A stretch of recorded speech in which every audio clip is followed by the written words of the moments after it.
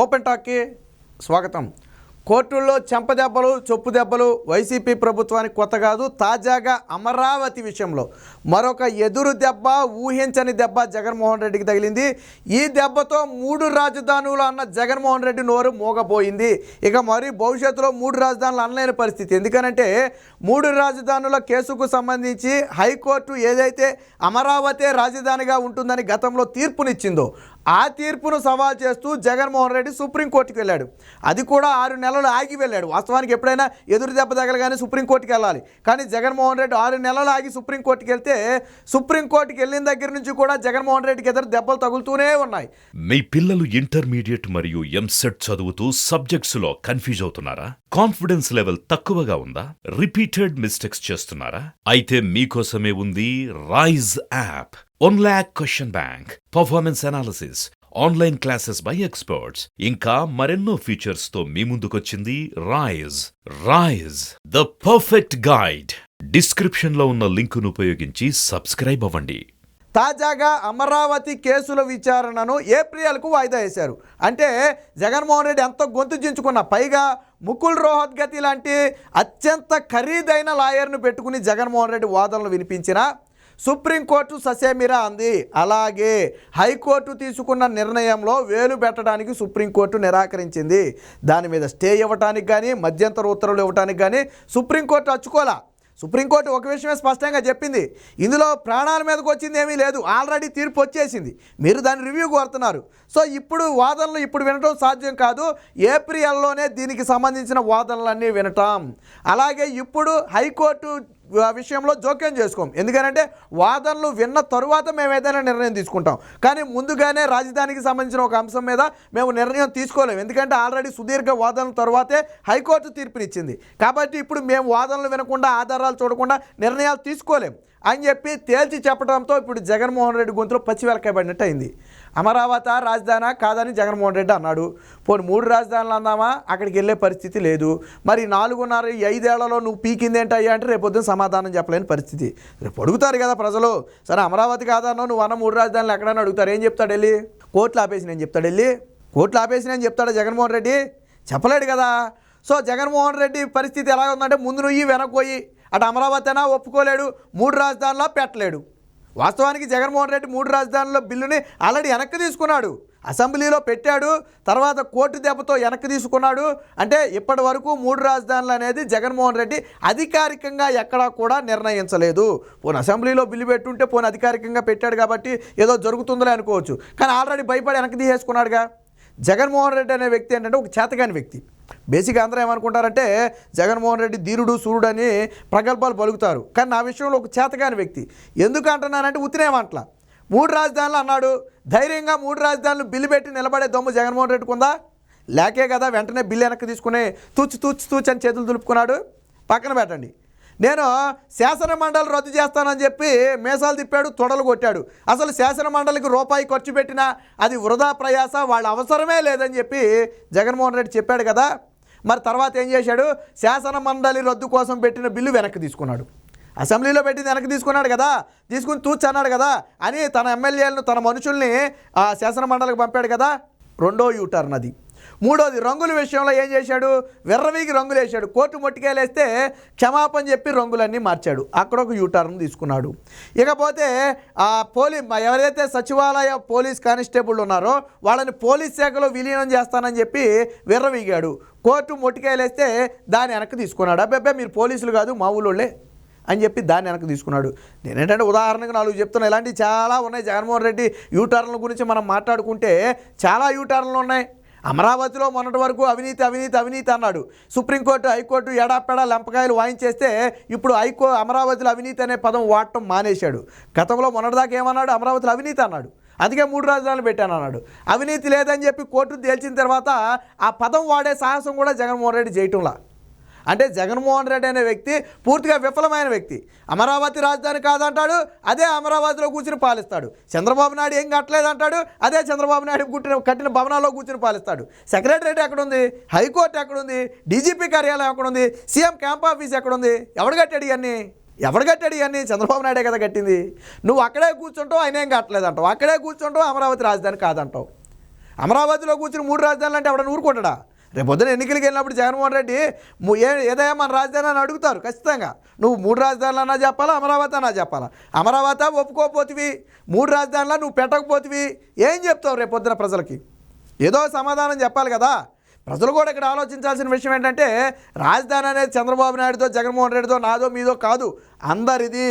ఇప్పుడు దేశంలోనే రాజధాని లేని రాష్ట్రం ఏంటో చెప్పండి ఒకసారి. దేశంలోనే రాజధాని లేని రాష్ట్రం ఉందా? మనలాగా కొత్తగా ఏర్పడిన రాష్ట్రాలు చాలా ఉన్నాయి గతంలో. మనమేం కొత్తగా ఈ రోజు దేశం ఏర్పడిన తర్వాత కొత్తగా ఏర్పడలేదు, ఇప్పటికే చాలా రాష్ట్రాలు ఏర్పడినాయి.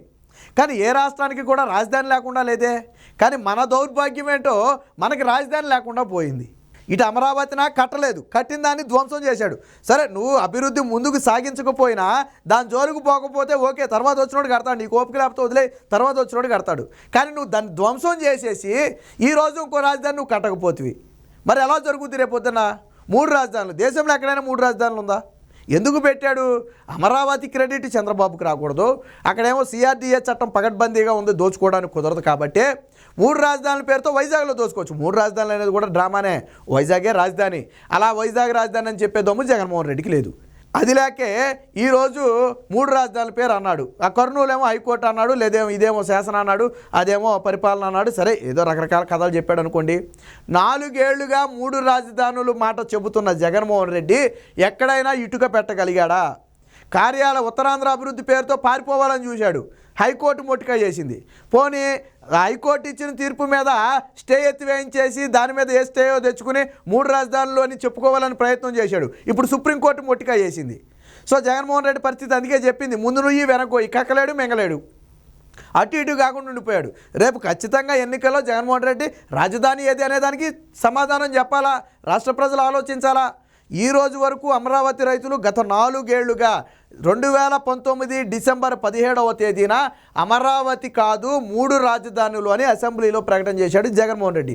ఆ రోజు నుంచి ఈ రోజుకి పాపం అమరావతి రైతులు అలుపెరగని పోరాటం చేస్తున్నారు.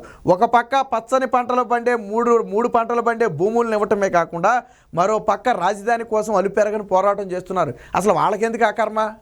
భూములు ఇచ్చింది రాష్ట్ర భవిష్యత్తు కోసం, మన పిల్లల భవిష్యత్తు బాగుంటుందని ఇచ్చారు. వాళ్ళేమి స్వార్థానికి ఆశపడేవాళ్ళ, వాళ్ళ డబ్బులు ఆశపడి ఇచ్చారు. ఆ భూములు ఇవ్వలేదు కదా, రూపాయి కూడా ఇవ్వలేదు కదా వాళ్ళకి, ల్యాండ్ పూలింగ్ ద్వారానే కదా తీసుకుంది.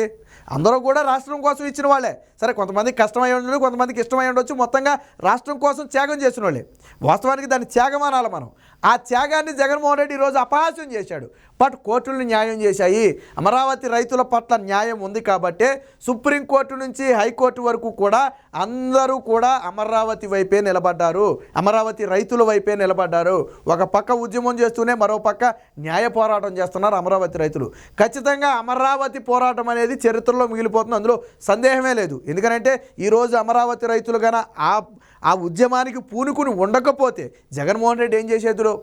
3 రాజధానులు పెట్టే ధైర్యం ఎలాగా లేదు, దమ్ము లేదు, అది వేరే విషయం. బట్ కోర్టుల కంటూ మనం వెళ్ళకపోతే జగన్మోహన్ రెడ్డి ఆడిందే ఆట, పాడిందే పాట కదా. కోర్టులు ఈరోజు అడ్డుకోబట్టే జగన్మోహన్ రెడ్డి ముందుకు అడిగేయలేని పరిస్థితి. ఏది ఏమైనా హైకోర్టులో తగిలిన దెబ్బ నుంచి తేరుకుందామని జగన్మోహన్ రెడ్డి సుప్రీంకోర్టుకు వెళితే సుప్రీంకోర్టులో అంతకంటే పెద్ద ఎదురు దెబ్బ తగిలింది. వాస్తవానికి జగన్మోహన్ రెడ్డి 433 కోట్లతో రుషికొండ గుండు కొట్టి ప్యాలెస్ కట్టాడు. నేను రేపు వెళ్ళిపోతా, మాపు వెళ్ళిపోతా అంటాడు. దసరా అంటాడు, దీపావళి అంటాడు, సంక్రాంతి అంటాడు, క్రిస్మస్ అంటాడు. కానీ వెళ్ళాడా దేనికైనా? వెళ్ళగలిగాడా? వెళ్ళలేదు కదా. అంటే నువ్వు అమరావతిని ఒప్పుకోలేదు సరికదా, విశాఖ రాజధానిగా ప్రకటించి అక్కడికి వెళ్ళే ధైర్యం కూడా చేయలేకపోయాడు జగన్మోహన్ రెడ్డి. అంటే ఖచ్చితంగా జగన్మోహన్ రెడ్డి యూటర్న్ తీసుకున్నాడు. జగన్మోహన్ రెడ్డి ఒక రాజకీయ నేతగా ఫెయిల్ అయ్యాడు. రాజధాని అని చెప్పి కట్టలేని ఒక అసమర్థ నేతగా ఈరోజు చరిత్రలో మిగిలిపోతాడు జగన్మోహన్ రెడ్డి. ఖచ్చితంగా 5 కోట్ల మంది ఆంధ్రుల విజయం. ఈరోజు ఏప్రిల్కి కేసు వాయిదా వేసింది. అప్పుడే మొత్తం వింటాం కూడా అప్పుడే వింటా అని చెప్పింది. ముకుల్ రోహత్ గతి ఎంత వాదించినా ససేమిరా అని చెప్పి కోర్టు పక్కన పడేసింది మొత్తాన్ని కూడా. ఎందుకనంటే అందులో వాస్తవికత ఏంటో కోర్టుకు తెలుసు. సుప్రీంకోర్టు వాళ్ళు కూడా మనుషులే, వాళ్ళకి అన్నీ తెలుసు, వాళ్ళకి మానవత్వం ఉంటుంది. ఎంత జడ్జీలు అయినప్పటికీ కూడా వాళ్ళకంటూ మానవత్వం ఉంటుందిగా. అమరావతి రైతులు చేస్తున్న పోరాటం కానివ్వండి, అమరావతి రైతులకు జరిగిన అన్యాయం కానివ్వండి, వాళ్ళకేం తెలకుండా పోదు కదా. సో ఆ ఉద్దేశంతోనే ఈరోజు కేసునైతే ఏప్రిల్కి వాయిదా వేశారు. ఏపీఎల్ అంటే జగన్మోహన్ రెడ్డి మాజీ ముఖ్యమంత్రి కాబోతున్నాడు. ఇక ఆ రోజు వాళ్ళ కేసుతోనే పని లేదు, దాన్ని వెనక విత్డ్రా తీసుకోవచ్చు.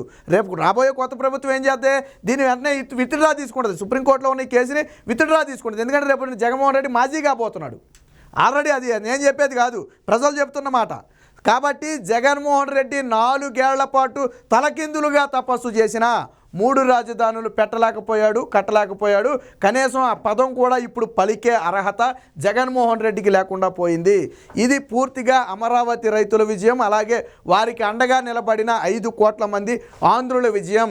ఎప్పటికైనా ప్రజలు ఒకసారి ఆలోచించాలా. అమరావతి అని కానీ రాజధాని అని కానీ భవిష్యత్తు, మన పిల్లల భవిష్యత్తు కోసం భావితరాలు బాగుండాలని చేసిన ప్రయత్నం అది. అంతేగాని జగన్మోహన్ రెడ్డి రూపాయో 2 రూపాయలు మన జేబులో వేసినంత మాత్రాన రేపొద్దున మన పిల్లల భవిష్యత్తు బాగుపడదు అంటే బాగుపడదు. వాస్తవానికి జగన్మోహన్ రెడ్డి మనల్ని బానిసలను చేసే ప్రయత్నం చేస్తున్నాడు.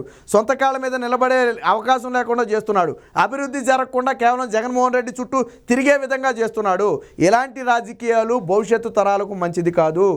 కాబట్టి ఖచ్చితంగా జగన్మోహన్ రెడ్డి లాంటి వారికి వచ్చే ఎన్నికల్లో గుణపాఠం చెప్పాలి. ఆల్రెడీ ప్రజలు గుణపాఠం చెప్పడానికి సిద్ధపడ్డారు. ఏది ఏమైనా అమరావతి రైతులకు సుప్రీంకోర్టులో న్యాయం జరిగింది. జగన్మోహన్ రెడ్డికి పెద్ద ఎదురు దెబ్బ తగిలిందనటంలో ఎటువంటి సందేహం లేదు.